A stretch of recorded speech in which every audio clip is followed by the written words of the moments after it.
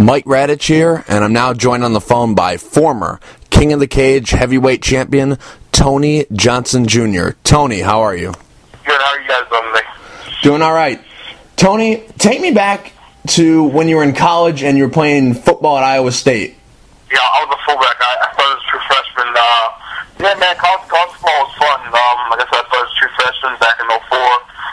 We went to a bowl game. It was lots of fun. So I would say it was a great time. So basically that's it. After college, did you have an opportunity to, maybe play in the NFL, arena football, CFL, any of those? Yeah, actually, I did play arena ball, and I was going to go play for the Bengals, but I just decided that football wasn't my love anymore. So I just wanted to do something closer to my wrestling. So that's why I got to MMA. When you got into MMA, you started off real fast. You got some wins under your belt. Then you got a shot at the King of the Cage heavyweight title. How were you nervous going into that fight? Because your opponent, Tony Lopez, he was the champion for a while. He was on a massive win streak. He had 2 belts. Were you nervous going into that fight? Well, I kind of say, I was more anxious than nervous, but because from wrestling, I've been there a lot of times. A big scene, and I've been the underdog before. It wasn't a big deal to me. I just knew that that my wrestling would definitely help me win that fight, and that was my game plan, to stick to my wrestling. So I really wasn't scared. I was just more anxious, and I knew that they had sent me in there to lose. I felt like I just signed the organization. They said they could send me on the title shot, the first go, and I was like, I wasn't going to lose. I was like, I felt like in my heart that they wanted me to go there and lose and just be like a warm-up fight for Tony Lopez, but obviously it was a different outcome. You're so young in your career, but is that your best performance thus far? Yeah, I think so. And currently I made some moves, and I'm going to start. I'm doing my sparring and everything at AKA now, so we should see some better fights. So like I said, yeah, I believe that was one of my best performances, and so just actually like the thing with Tony Lopez, he's a nice dude, man. Me and him, I wouldn't say friends. We talk a little bit. He wants a rematch, so. After you went and won the belt, your first set offense was against Daniel Cormier. It didn't go the way you planned, I'm sure. But what did you learn from that experience? I learned to, I need to work on my jiu-jitsu, obviously. I learned to stay calm and just, and I think, I just stay calm and relaxed. I think I just, resort back to my wrestling, and, I should just, been pumping my back and do my jiu-jitsu instead of I gave them my back. So just staying calm and just, to let the storm, weather over stuff, just being calm is number one, and obviously, I was very inexperienced, and, so the experience really helps. So, just staying calm and, and just not thinking too much, not going back to my wrestling, use my jiu-jitsu. So I have to work on my jiu-jitsu a lot. You signed with Bellator, and your first fight you won. How come you weren't invited to be a participant in the heavyweight tournament? Well, probably because I wasn't really impressed with my performance. I really didn't have the sparring partners that I needed, and I don't think they were. So, I'm not mad at them, but, so I'm going to work hard, and like I said, I'm with AKA now, I'm doing my sparring there, and, so my performance next time out should be a lot better. It's hard getting, heavyweights that are, my caliber, around Miami, so I'm sparring with smaller guys. It's just different when a heavyweight hits you. It's different. The timing is different. The strength is different. Everything's different. So I just need some heavyweights to spar with. That won't happen again. Do you have a couple fights left with Bellator, so it's not like they'll just have to invite you back? No, I have 6 fights with them. I see. So yeah, you'll see me a lot, Bellator.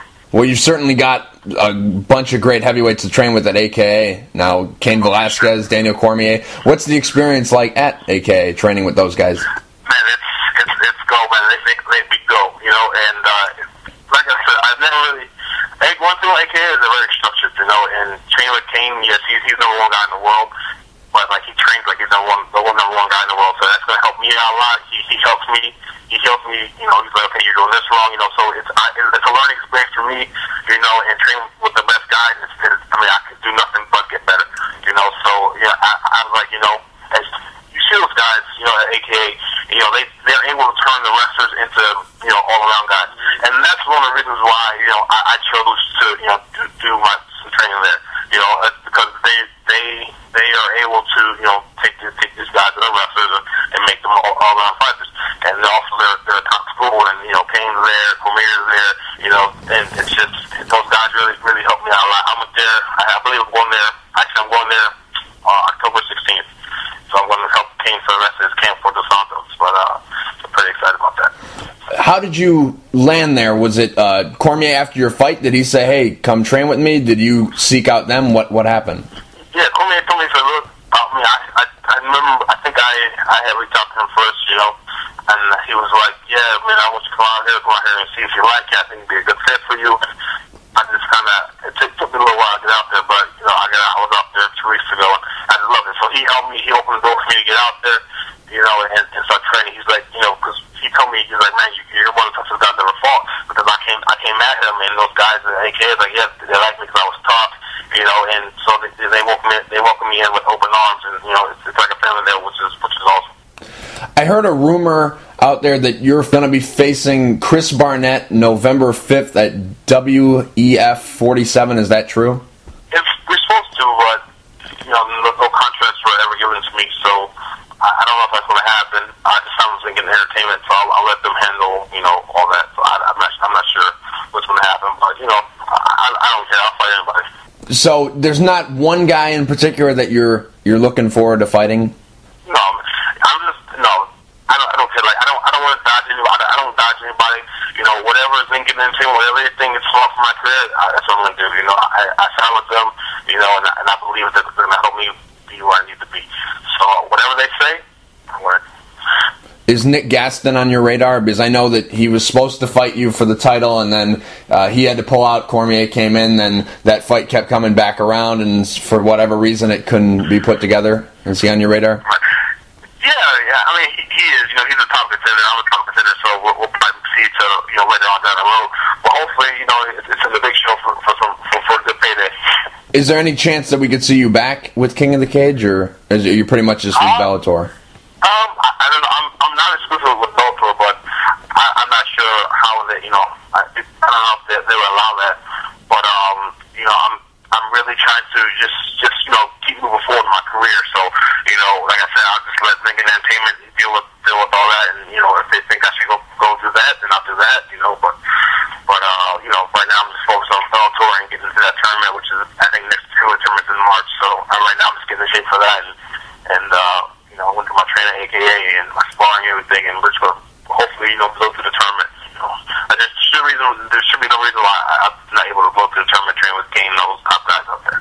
Will you have to fight to get into the tournament, or will it just be you just have to wait around and then you'll be in it? I'm pretty sure I'll probably have another qualifying fight. They want to see if I got, if my skills have gotten any better.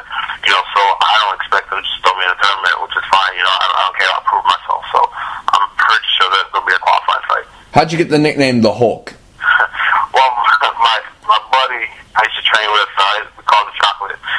It was darker than midnight. But he was like, "Man, you're so fat. I'm stuck calling you the Hulk." So he called me the Hulk and just stuck. I never even wrote that down. Like it's just the media just put Hulk down. I don't know how. Actually, I don't even know how that got out. But it wasn't for me. But so my buddy Chocolate, man, he helped me. He gave me that name Hulk because I was big and fast and strong. It seems like nowadays in MMA, if you're not in the UFC, you really don't get a lot of respect. Is that your ultimate goal? Is it to make it to the UFC, or does it just I'll fight wherever? It doesn't really matter. My ultimate goal is is to get to the big show, but I'm not one of those guys. Like I just don't want to get there and be cut. I want to get there when I'm ready, and when I get there, I want to make noise. Period. So whatever long it takes me to get there, I'll get there eventually. But when I'm there, I want to stay there until I retire. Tony, real quick before I let you go, do you have any sponsors you'd like to thank? Anything you want to say to the fans? No, I just want to thank Lincoln Entertainment, aka also Evolution MMA, for putting up with me. But no sponsor right now. So just those guys, So hopefully, we'll still see me out there pretty soon. All right, Tony. Thanks for taking the time to talk. I really appreciate it.